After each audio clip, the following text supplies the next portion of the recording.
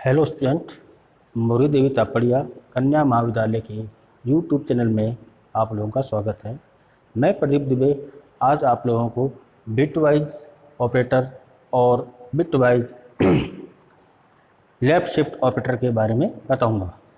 तो सबसे पहले बात करते हैं अपने बिटवाइज एक्सओर ऑपरेटर की। बिटवाइज एक्सओर ऑपरेटर क्या होता है? तो सबसे पहले अपने देखते हैं कि बिटवाइज ऑपरेटर क्या है। बिटवाइज ऑपरेटर किसी ऑपरेट के मान को बिट पैटर्न में कन्वर्ट करना है और बाकी जो जितने ऑपरेटर होते हैं वो सभी बाइट लेवल पे कार्य करते हैं। तो बिटवाइज ऑपरेटर के अंदर क्या किया जाता है कि किसी ऑपरेट को बिट लेवल पे बदला जाता है। अब अपने बात करते हैं एक्सओर ऑपरेटर के अंदर। एक्सओर ऑपरेटर क्या है? एक्सओर ऑपरेटर के अंदर एक ऐसा ऑपरेटर है जिसके अंदर आप दो ऑपरेट में से किसी एक ऑपरेट का मान ट्रू होना आवश्यक है और बाकी सभी कंडीशन में अगर ऐसा नहीं होता है तो बाकी सभी कंडीशन में इसका आंसर फॉल्स आता है। लेकिन अगर कोई दो ऑपरेट में से किसी एक का मान ट्रू होगा तो ये अपना आंसर हमेशा ट्रू में देगा। जैसे ये टेबल है, अब टेबल बना के देखते हैं इसके लिए एक्सओर ऑपरेटर की। जैसे मान लो पहला ऑपरेट आपका ट्रू है और दूसरा ऑपरेट आपका ट्रू है तो आंसर किस में आएगा? फॉल्स में आएगा। अगर पहला ऑपरेट आपका फॉल्स है, दूसरा ऑपरेटर भी आपका फॉल्स है तो आंसर किस में आएगा? फॉल्स में आएगा। मान लो पहला ऑपरेट आपका ट्रू है और दूसरा फॉल्स है तो आंसर किस में आएगा? ट्रू में आएगा। और पहला ऑपरेट आपका फॉल्स है और दूसरा ऑपरेट आपका ट्रू है तो आंसर इसका ट्रू में आएगा। अपने बोल सकते हैं ट्रू यानी 1 1 और फॉल्स यानी 0। फॉल्स यानी 0, जहाँ जहाँ एफ है वहाँ पर क्या हो गया? आपका 0 हो गया। और जहाँ जहाँ टी अपने वहाँ पर अपने 1 लिख सकते हैं क्योंकि ट्रू का मतलब 1 है और फॉल्स का मतलब 0 है। अब देखिए कि अब अपने पास में इसकी क्या क्या विशेषता है कि दो ऑपरेट में से एक ऑपरेट का मान ट्रू होना आवश्यक है, चाहे वो तब उसका परिणाम क्या आएगा? ट्रू देगा। अगर अन्य सभी कंडीशन में क्या होता है कि वो अपना परिणाम किस में देगा? फॉल्स में देगा, आंसर फॉल्स में देगा। जैसे अब मेरे पास में एक ऑपरेट है ये 45 और दूसरा ऑपरेट अपना 7 और बीच में क्या है? XOR operator. अब क्या है कि इसको अपने एक्सओर ऑपरेटर से ऑपरेशन करेंगे तो कैसा होगा कि सबसे पहले 45 को बिट पैटर्न में ज्ञात किया जाता है। तो बिट 45 क्या है? आपका एक डेसिमल वैल्यू है, उसको बाइनरी में कन्वर्ट किया जाएगा। तो मैंने पहले कन्वर्ट कर रखा है इसको। तो देखो ये 00101101 ये आपका बाइनरी में कन्वर्ट हो गया 45, यानी अब ये क्या है इसका? ये बिट पैटर्न है आपका। ये क्या है आपका? Bit pattern. उसी प्रकार अब 7 को भी क्या है कि बाइनरी में कन्वर्ट करेंगे। 7 आपका डेसिमल है, अब इसको क्या किया आपने? बाइनरी में कन्वर्ट किया तो इसका बाइनरी क्या हुआ? 00000111। ये आपका बाइनरी में कन्वर्ट हो गया। अब देखो, अब याद रखिए कि 45 को मैंने यहाँ पे लिख दिया, इसके बाइनरी पैटर्न को लिख दिया मैंने 00101101। अब मैं इसके साथ क्या कर रहा हूँ? एक्सओर ऑपरेशन कर रहा हूँ। ये आपका एक्सओर का निशान जो मैंने लगा दिया है। अब 7 को क्या है? 7 को भी अपने बिट पैटर्न में बदल देंगे और लिख दिया यहाँ पर 00000111। अब क्या करते हैं कि अब इस टेबल को ध्यान में रखते हुए अपने इसको हल करते हैं। हल करने पर क्या होगा? देखो कि ट्रू क्या होगा? 0 होगा। ट्रू क्या होगा आपका? 0 यानी फॉल्स। 0 1 1 यानी फॉल्स। ट्रू क्या होगा आपका? ट्रू होगा। फॉल्स ट्रू आपका क्या होगा? ट्रू होगा। तो इस बात को आपको ध्यान रखना है। तो आपका क्या होगा? ये फॉल्स हो गया और ये ट्रू हो गया तो आपका आंसर क्या आएगा? ट्रू में आएगा। ये ट्रू है तो आंसर किस में आएगा? आपका फॉल्स आएगा। ये आपका ट्रू है, ये फॉल्स है तो आंसर किस में आएगा? आपका ट्रू में आएगा। ये फॉल्स है, ये फॉल्स है, ये फॉल्स है, सॉरी, तो आंसर किस में आएगा? आपका फॉल्स में आएगा। ये आपका ट्रू है और ये आपका फॉल्स है तो आंसर किस में आएगा? ट्रू में आएगा। ये फॉल्स तो आंसर फॉल्स में, ये फॉल्स तो आंसर फॉल्स में। अब जो ये अपने को बिट पैटर्न ज्ञात हुआ है जो मैंने यहाँ लिख दिया 00101010, ये अपना एक बाइनरी नंबर है। इसको अगर डेसिमल में कन्वर्ट जो करते हैं तो क्या आता है उसका? 42। सॉरी ये क्या 42 डेसिमल है। अब एक बात का विशेष ध्यान रखिएगा कि जो XOR ऑपरेटर है वो क्या है कि किसी भी बिट वैल्यू का टॉगल मान ज्ञात करने का काम आता है। टॉगल मान का मतलब अगर आप उस पर दोबारा क्रिया करते हैं उसी वैल्यू के साथ में तो पहले वाला मान आपको वापस मिल जाएगा। कैसे? जैसे मान लीजिए मैंने अभी 42 आपको ज्ञात हुआ है तो मैंने इसको लिखा 0 0 1 0 1 0 1 0।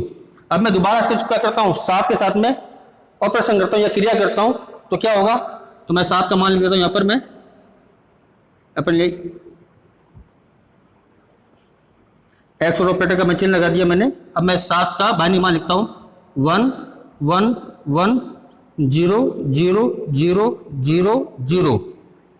अब क्या है इसको कन्वर्ट करते हैं 0 1 1 1 1 0 0 1 1 1 0 1 0 0 0 1 0 1 0 0 0 0 0 0। यानी क्या हुआ, फॉल्स ट्रू ट्रू होगा, true true false false true true होगा, ट्रू फॉल्स ट्रू होगा, फॉल्स फॉल्स फॉल्स होगा, ट्रू फॉल्स ट्रू होगा, true sorry false false false होगा और फॉल्स फॉल्स फॉल्स होगा। अपने ये जो ज्ञात किया है तो आप ये देखेंगे कि ये जो मान है वो किसका मान है, आपका 45 का। मतलब आपको क्या हुआ कि जो ये मान आपको ज्ञात हुआ है बाइनरी का, अगर मैं इसको डेसिमल में कन्वर्ट करता हूं तो आपको दोबारा क्या मिल जाएगा, दोबारा आपको 45 मिल जाएगा। मतलब क्या हुआ कि ये आपका टॉगल मान आपको दोबारा प्राप्त हो गया है।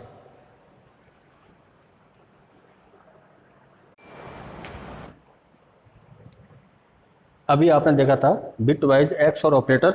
अब बात करते हैं अपने bitwise left shift operator की। Bitwise left shift operator का काम किसी ऑपरेट के मान को दुगना करने के काम आता है। ये ऑपरेट क्या करता है, ये ऑपरेट किसी ऑपरेट के बिट लेवल की वैल्यू को लेफ्ट में शिफ्ट कर देता है। जैसे मैं लिखा, मैंने यहाँ पर लिखा है ये ऑपरेटर किसी ऑपरेट के बिट वैल्यू को लेफ्ट में शिफ्ट कर देता है। ऐसा करने पर राइट साइड में खाली हुए स्थान को 0 से भर देता है। और क्या करेगा, देखो यहाँ पर जैसे मान लो मेरे पास दो ऑपरेट है 45 और उसमें मुझे क्या करना है 1 को शिफ्ट करना है। तो मैं क्या करूँगा, पहले मैं 45 का बिट वैल्यू ज्ञात करूँगा। तो 45 का बिट वैल्यू क्या है, इसको मैंने बाइनरी बदला 0 0 1 0 1 1 0 1, ये इसका क्या है बिट मान है 45 का। फिर मैं 45 के बिट वैल्यू में एक को लेफ्ट में शिफ्ट करता हूँ। तो क्या करूँगा, देखो मैं ये आपका 45 का बिट मान है। अब मैं इसमें लेफ्ट से एक को शिफ्ट करूँगा तो क्या होगा कि एक आगे का मान हट जाएगा और पीछे में क्या आ जाएगा 0 आ जाएगा। जैसे लिखा आपने अभी, तो ये मान तो आपका क्या हो गया, हट गया। अब ये क्या आएगा, 0 इधर आ गया, ये 1 इधर आ गया, ये 0 इधर आ गया, ये 1 इधर आ गया, ये 1 इधर आ गया और ये 0 इधर आ गया और ये 1 इधर आ गया। और ये जो मान खाली हुआ इसकी जगह क्या आ जाएगा आपका 0, जो यहाँ पे आपका आया है। अब ये जो मान आपको ज्ञात हुआ है ये मान आपका बाइनरी में है। अगर इस मान को अपने डेसिमल में कन्वर्ट करते हैं तो वो आंसर कितना होगा आपका 90 होगा। आप देखेंगे कि 45 था, 45 को इस लेफ्ट शिफ्ट ऑपरेटर ने क्या कर दिया, दुगना कर दिया। तो अपने बोल सकते हैं कि bit wise left shift operator किसी ऑपरेट के मान को दुगना करने के काम आता है। इसी चीज को अपने क्या एक प्रोग्राम समझेंगे। मैंने छोटा सा प्रोग्राम बनाया है, मैंने लिखा है #include stdio.h जो एक हेडर फाइल है। फिर मैंने मेन फंक्शन स्टार्ट कर दिया।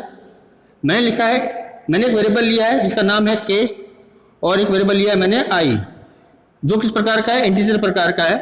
और मैंने k के अंदर मान डाल रखा है मैंने 128। अब मैं यहाँ पर क्या कर रहा हूँ, ये क्लियर स्क्रीन हो गई। अब मैं क्या कर रहा हूँ, मैं पहले k का मान प्रदर्शित कर रहा हूँ। मैं लिखा हूँ वैल्यू ऑफ k इज, तो आपका k का मान यहाँ पे प्रदर्शित हो जाएगा। अब मैं क्या करता हूँ, ध्यान से देखना कि i बराबर k लेफ्ट शिफ्ट, ये आपका लेफ्ट शिफ्ट ऑपरेटर है। मैं इसमें एक मान लेफ्ट शिफ्ट करूंगा तो क्या आएगा, after 1 bit of left shift, ये मैसेज प्रिंट होकर आएगा।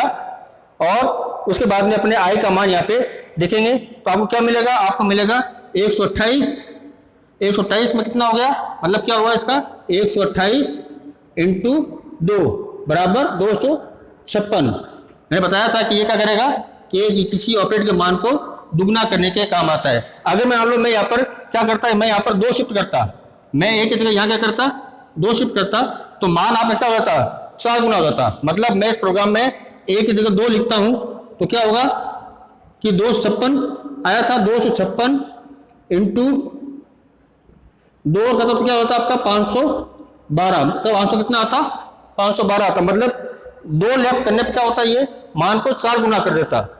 तो ये था आज का वीडियो जिसमें मैंने आपको बिट वाइज एक्सओर ऑपरेटर और bit wise left shift operator के बारे में बताया। धन्यवाद।